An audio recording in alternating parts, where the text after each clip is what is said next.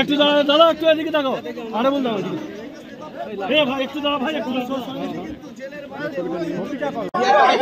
5 মাস জেলে থাকার পর বাইরে বেরিয়েছি। আমি অসুস্থ আছি, সুস্থ হলে দেশের লোকেদের নিয়ে ডেকে ভাঙড়ের সার্বিক পরিস্থিতি নিয়ে আমি কথা বলবো। আমি চাই যে অভিষেক বন্দ্যোপাধ্যায়, মমতা বন্দ্যোপাধ্যায়ের নেতৃত্বে বাংলায় এবারে যে রেজাল্ট হয়েছে, 2026-এ তৃণমূল কংগ্রেস আবার চোখ বুজে রাজ্যে ক্ষমতায় আসবে। কিন্তু একটা কথা হচ্ছে যে আমি দীর্ঘ 5 মাস জেলে ছিলাম, জেল থেকে বেরিয়েছি। আমি চাই ভাঙড়ের মানুষ সবাই ভালো থাকুক, সুস্থ থাকুক। আমার নেত্রী মমতা বন্দ্যোপাধ্যায় সুস্থ থাকুক, ভালো থাকুক।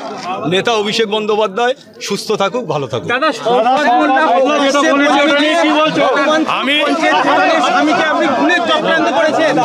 আমি শুনুন, এখানে যেদিন এই খবরটা বার হয় সেদিন ঝড় বৃষ্টি ছিল, মিডিয়ায় কোনো খবর দেখতে পাইনি। আমি শুনে বুঝে নিশ্চয়ই আপনাদের উত্তর দেবো কে কি বলেছে।